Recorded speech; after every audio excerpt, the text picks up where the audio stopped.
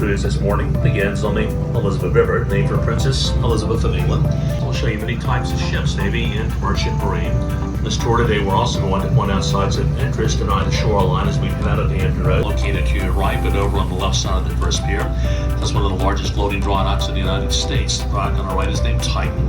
The Titan dock was constructed in Brazil just over 40 years ago. Back to your right, we got a great chance to view the USS New York steady high and dry in the water. It's been in the dry dock now for a little over 3 months and going some bottom repair work. Coming in to beach your right is hull number 5. That's the USS Baton. We mentioned earlier, 8 of the class were constructed. We've also mentioned two of the largest amphibious assault ships in the world. Baton is a means of air support for the Marines during assaults.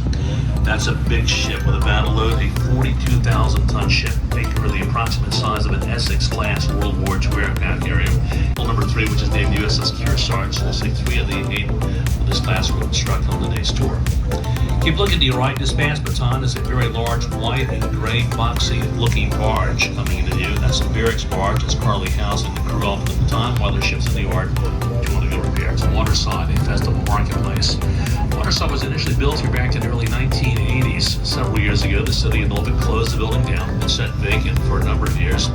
Around 3 years ago, renovations began at Waterside with a company called the Cornish Corporation. This company specializing in revitalizing Rouse projects that go ahead of us. Began with a partial demo of the building, since they added additional restaurants and stores, and Waterside officially reopened about a year and a half ago as the Waterside District, the Half Moon Cruise and Celebration Center. That's a unique building. It's a combination cruise ship terminal and convention center, which went into operation about 11 years ago. Norfolk's been hosting cruise ships for a number of years. With the opening of this terminal, it has really enhanced the city's ability to accommodate cruise ships more efficiently. The large gray building now in view is Nauticus, the National Maritime Center, which is currently entering its 26th year of operation. A $52 million maritime museum that offers a variety of interactive exhibits, hosting traveling exhibits, home to the Hampton Roads Naval Museum, and also home to the battleship USS Wisconsin. Wisconsin is the largest warship on the tour with a battle load. It's a 58,000-ton ship, 887 foot in length, 108 foot across her beam. You're going to find this interesting. The Navy built the Iowa-class ships to this specification that was barely permitted a ship like that to trans the locks in the Panama Canal. The Iowa-class ships were commissioned back in the 40s. Ahead of us, we'll find some condominiums. These condos directly ahead of us are called the Pier Condos. I think were built here about the same time the battleship arrived in Norfolk around 16 years ago.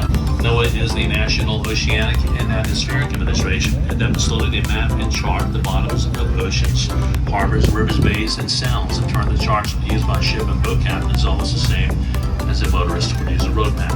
Let's direct your attention a bit further down the waterfront to your right and ahead of us, coming up on yet another private shipyard. This next one coming up is operated by a company called Marine Hydraulics International. The shipyard performing mainly government contract work and the only do top sub repair work here. There are no dry docking facilities in the shipyard. They're currently working on actually 3 ships here today. Let's start with the 2 ships on this side. The one all the way ashore to the right, the larger of those 3 ships we'll see today is the USS Oak Hill. It's an assault ship, an Arleigh class missile destroyer that is named the USS Laboon. Next piers out of us here right are called the Lambert's Point docks. These docks are actually owned by the Norfolk Southern Railway. They're operated through Norfolk Southern by Lambert's Point Docks Incorporated. These are older general merchandise piers. Exported from these piers a lot of heavy equipment and machinery, including railroad locomotives, imported here crude rubber, plywood, and paper products that are coming in primarily from South America. Ahead of us here right, the gray one is classified as a large, medium-speed roll-on, roll-off ship. A ship like this may be activated during an emergency at time of war to supplement primarily the arming and moving and transporting mechanized equipment. The 3 black hull ships are called MPS, or military pre-positioning ships. To our left, we're now looking at a fairly new $500 million highly automated container facility, privately owned by a company known as AP Moller Maersk. Maersk is based out of Copenhagen, Denmark. At the present time, Maersk has the largest containerized cargo operation in the world. Coming up on our left and ahead of us, the United States Navy's refueling depot at Crane Island. It's the largest military fuel depot in the United States, one of the largest in the world. And Navy's fleet oilers and other underway replenishment ships come on here to take on petroleum products. Ahead of us is Norfolk International Terminals, being the largest of the 3 state-owned container facilities operating in Norfolk Virginia. Anyways, the terminal to your right is very similar to the APM terminal we passed behind us a few minutes ago, with the exception the terminal to your right is not nearly as automated. This method of handling cargo, called containerized, it's cheaper, faster, it's a lot more efficient than the older methods and concepts which cargo was handled. On the other side of Pier 3, have to your right, you are now looking at the largest naval operating base in the world. This is Naval Station, Norfolk, Virginia. The base to your right was established here in 1917. Present day it occupies about 3,400 acres, which also makes it the largest military base in the world.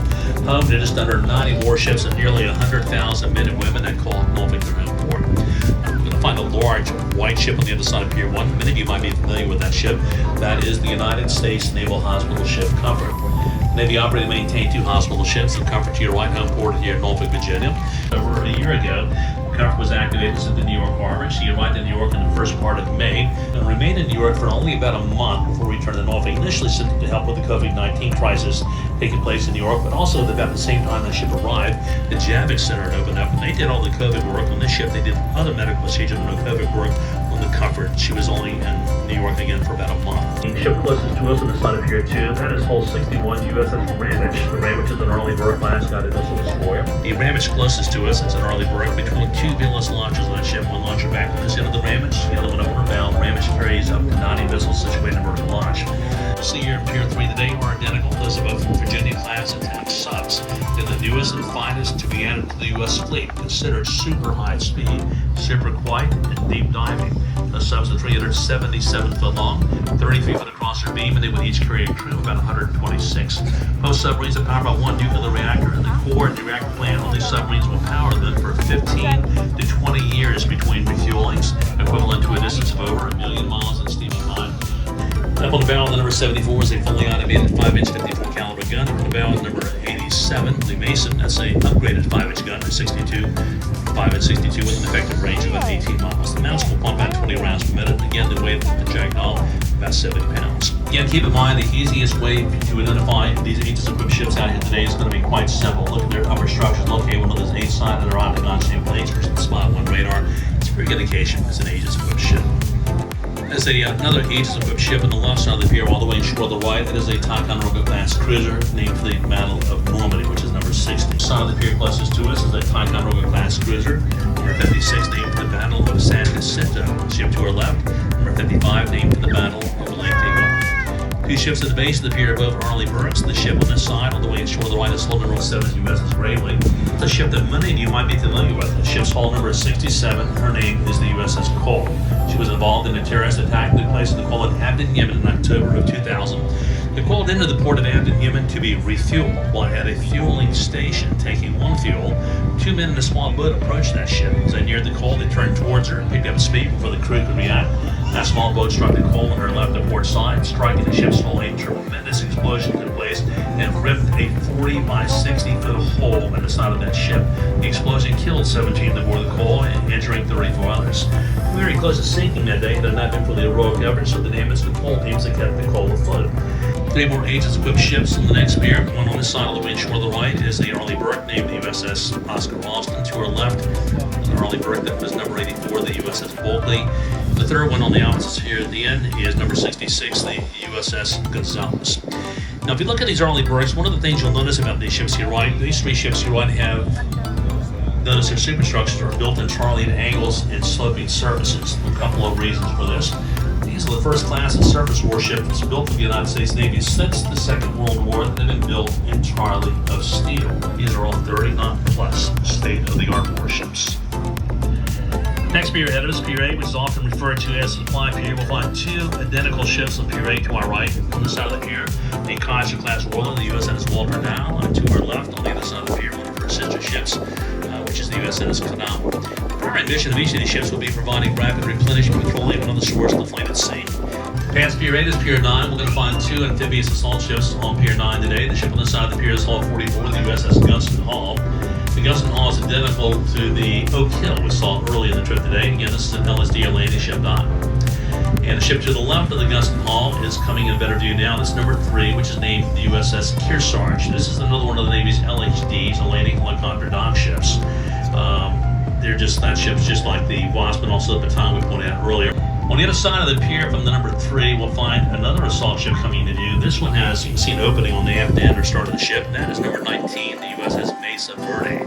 Mesa Verde is another one of the Navy's LPDs on landing platform docks of the San Antonio class. In fact, that ship is just like the USS New York we saw in product of it earlier today.